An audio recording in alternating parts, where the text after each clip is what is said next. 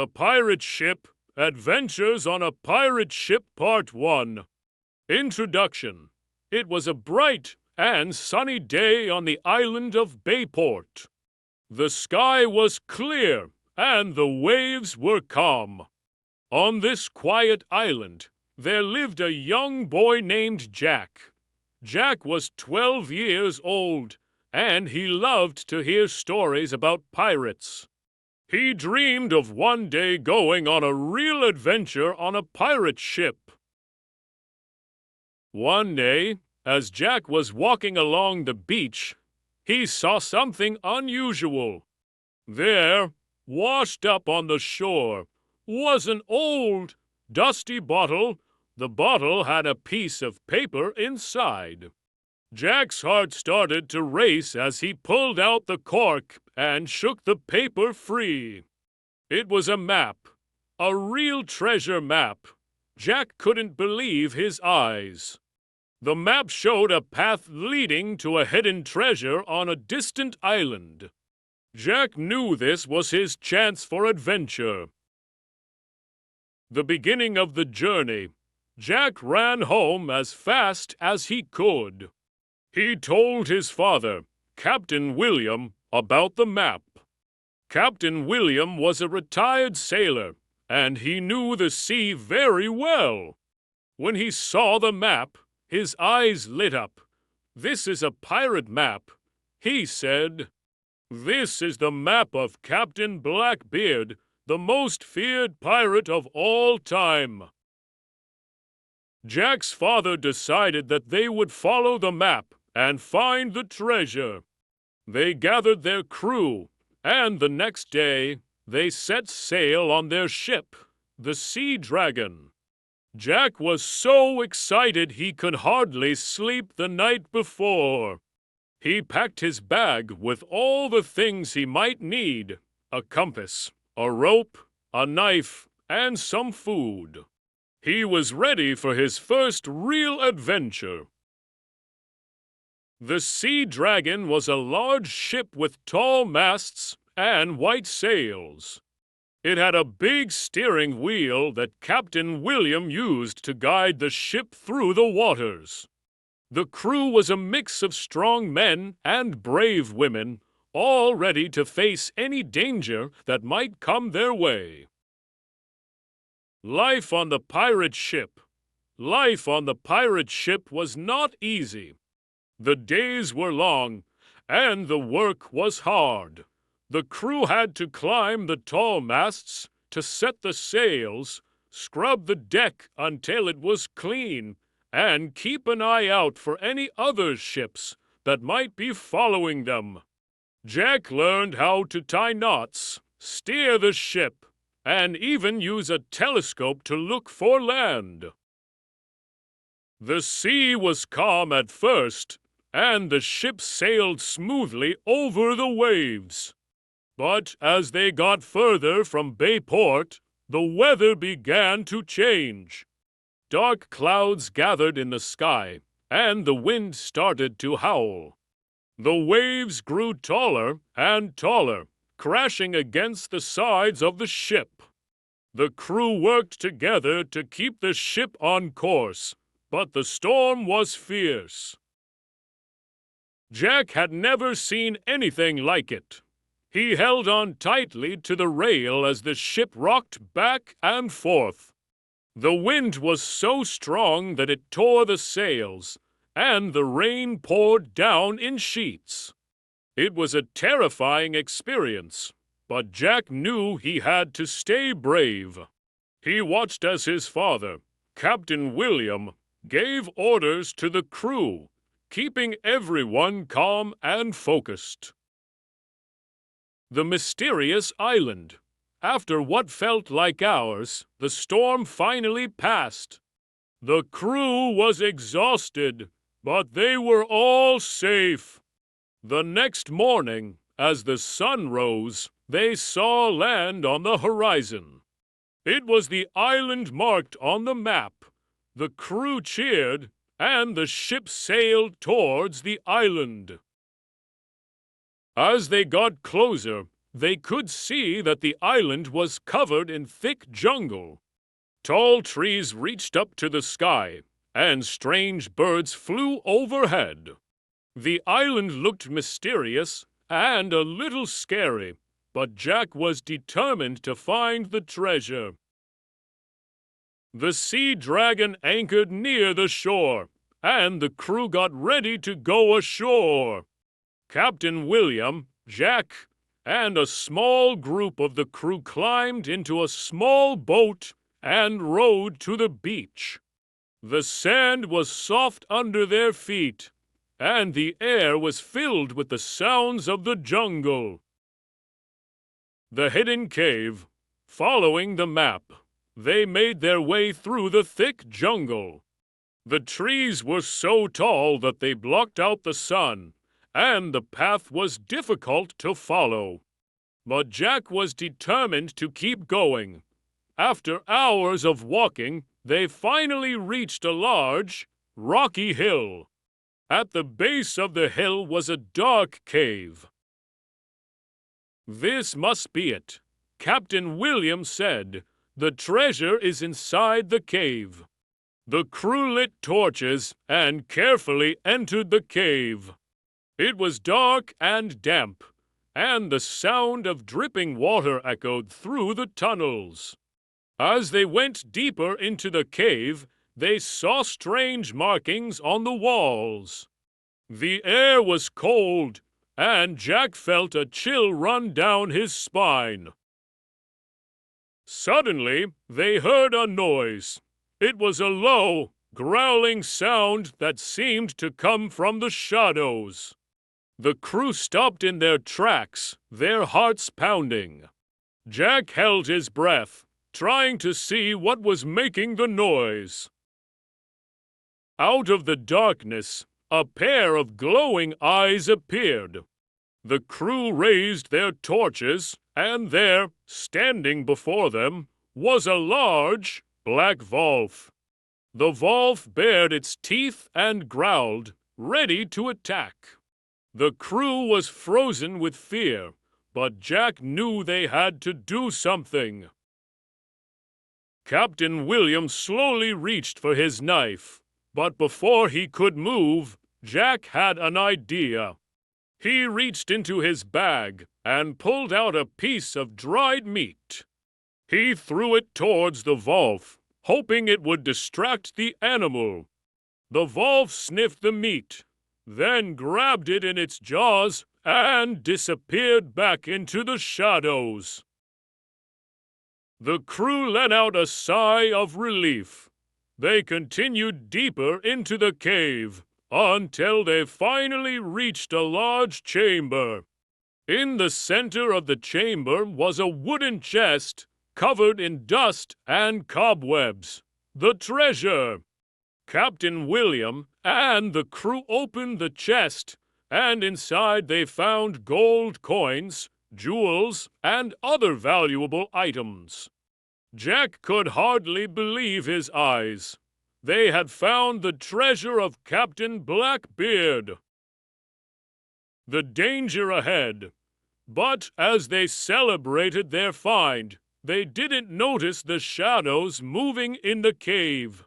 Someone or something was watching them. And whatever it was, it didn't want them to leave the cave with the treasure. The crew quickly gathered the treasure and began to make their way back to the entrance. But as they reached the mouth of the cave, they heard a loud roar. A group of pirates, led by a fierce-looking man with a scar across his face, blocked their way. "That's our treasure," the pirate leader shouted. "Hand it over, or you'll regret it." Captain William stood tall and faced the pirate leader. "We found the treasure fair and square," he said.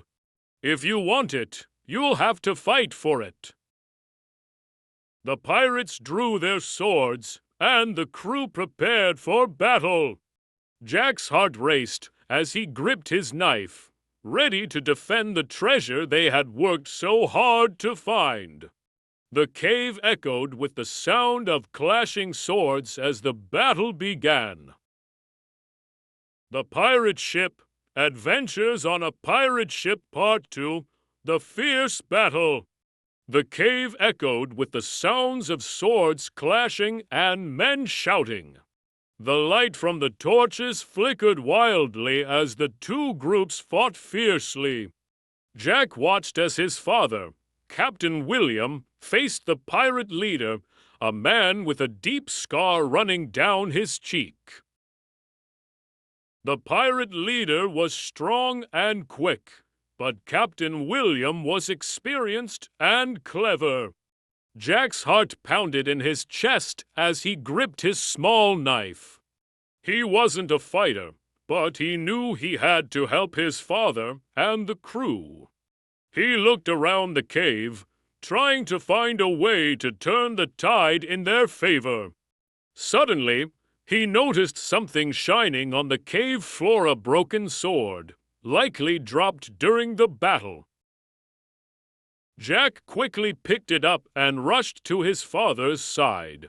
As the pirate leader swung his sword towards Captain William, Jack jumped in front and blocked the attack with the broken sword. The force of the blow knocked Jack back, but he managed to stay on his feet. The pirate leader sneered at Jack, but Captain William used the distraction to strike back. His sword caught the pirate leader off guard, and he stumbled backward. Meanwhile, the rest of the crew fought bravely against the other pirates. The cave was filled with the sounds of metal against metal, grunts of effort, and the cries of men as they fought for their lives. The fight was intense, and it seemed like neither side was willing to give up. As the battle raged on, the pirates began to gain the upper hand. They were stronger and more ruthless, pushing Jack and his crew deeper into the cave. Just when things looked hopeless, a loud roar echoed through the cave. Everyone froze, turning to see what had made the sound. Emerging from the shadows was the large black vault that Jack had seen earlier. But this time, it wasn't alone. A pack of wolves followed, their eyes glowing in the dim light. The pirates hesitated, fear flashing across their faces. The wolves growled, baring their sharp teeth, ready to attack anyone who stood in their way. Captain William saw this as an opportunity. Fall back, he ordered his crew. Let the wolves deal with them. The crew quickly retreated, making their way towards the cave entrance. The wolves advanced, their growls growing louder as they moved closer to the pirates. The pirate leader shouted orders, trying to rally his men, but it was no use. The wolves were too many, and the pirates began to panic. Jack and his father reached the entrance of the cave just as the wolves attacked the pirates. The sounds of the battle faded behind them as they ran towards the jungle, the treasure chest in tow. They didn't stop until they reached the beach, where the rest of the crew was waiting by the small boat. Escape from the island. Quickly, get the chest into the boat, Captain William shouted. The crew hurried to load the treasure chest onto the boat. Jack glanced back at the cave, half expecting the pirates to come running out after them, but there was no sign of them. The wolves had done their job well. The small boat rocked as the crew climbed in and pushed off from the shore. They rowed as fast as they could, their muscles straining with the effort. The Sea Dragon was anchored just offshore, and it felt like it was miles away. Jack's arms ached from rowing, but he didn't stop. He knew they had to get to the ship before anything else went wrong. As they approached the Sea Dragon, the crew on board lowered a rope ladder. One by one, they climbed up, pulling the treasure chest up with them. Jack was the last to climb aboard, his hands shaking from the adrenaline. "Raise the anchor. Set the sails," Captain William ordered as soon as they were all on board. The crew moved quickly, knowing that they had no time to waste. The sails filled with wind, and the Sea Dragon began to move away from the island. Jack watched as the island grew smaller and smaller in the distance. He couldn't believe what they had just been through. They had found the treasure, fought off pirates, and escaped with their lives. But as he looked at the treasure chest, a thought crossed his mind. Was it all worth it? A mysterious visitor.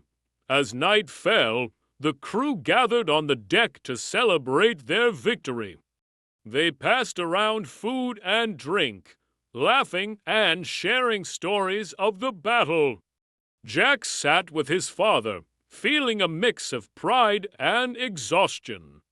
But there was something else, something he couldn't quite shake, a sense of unease.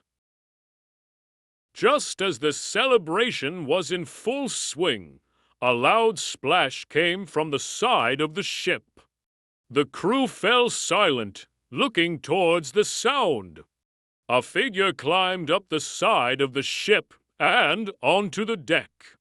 It was a man, soaking wet, with a tattered cloak and wild, unkempt hair. He looked like he had been at sea for days. "Who are you?"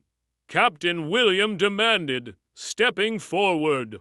The man raised his head, and Jack saw that his eyes were sharp and piercing. "I am the guardian of the treasure," the man said in a low, gravelly voice. "And you have taken what does not belong to you." The crew murmured in confusion. Captain William frowned. "We found the treasure on the island." "We found the treasure on the island. It was abandoned. It belongs to no one." The man shook his head. The treasure was cursed by Captain Blackbeard himself. "Anyone who takes it will suffer a terrible fate. You must return it to where you found it, or you will bring doom upon yourselves." The crew exchanged worried glances. Jack felt a shiver run down his spine. Was the man telling the truth, or was this some kind of trick? Captain William seemed to hesitate, but then he shook his head. "This is nonsense," he said. "There is no such thing as a curse.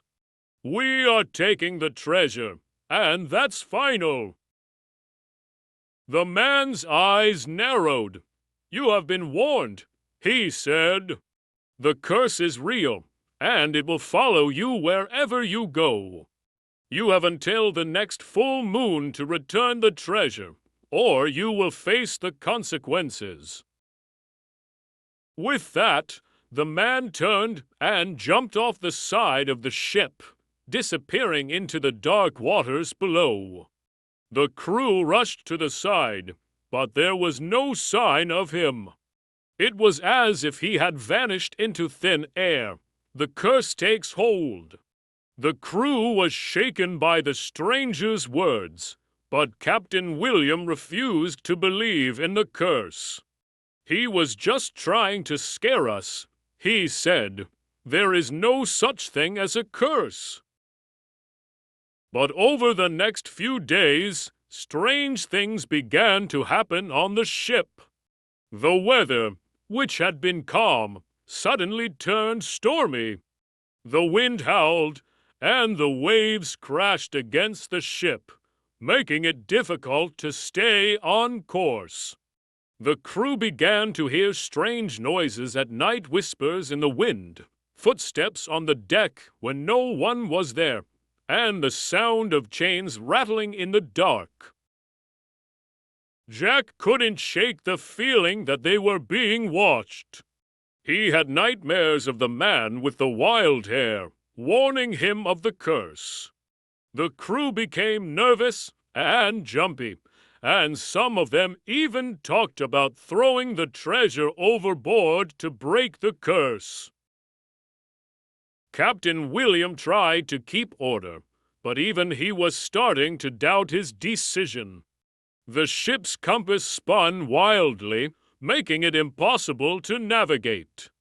They were lost at sea, with no land in sight, and the food and water supplies were running low. One night, as the crew huddled together below deck, the ship suddenly lurched to one side. The sound of splintering wood filled the air, and water began to pour in through the hull. "We've hit something," someone shouted. The crew scrambled to their feet, grabbing buckets and trying to stop the water from flooding the ship.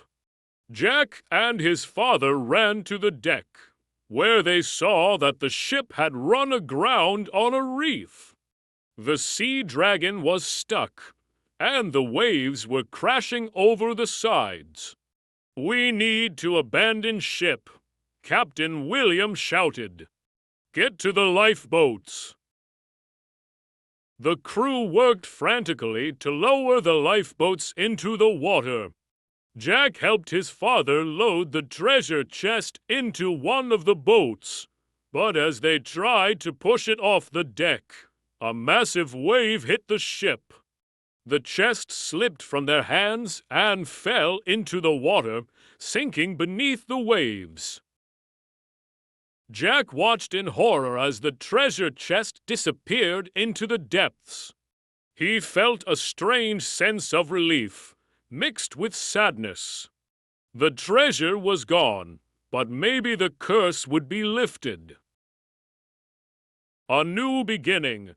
The crew managed to get the lifeboats into the water and rowed away from the sinking ship. They watched as the Sea Dragon slowly disappeared beneath the waves, taking with it the treasure and all their hopes of riches. For days, they drifted at sea, surviving on what little food and water they had left. Just when they thought all hope was lost, they spotted a ship on the horizon. It was a merchant ship, and it came to their rescue, pulling them aboard and taking them back to Bayport. When they finally returned home, they were greeted with cheers and relief from their families. But the crew was different. They had been through a harrowing experience, and they knew that the treasure had not been worth the cost. Captain William decided that he would never go on another treasure hunt again. He had seen the dangers of greed and the consequences of not heeding warnings. Jack, too, learned a valuable lesson. He realized that adventure was not just about finding treasure, but about the journey itself and the people you share.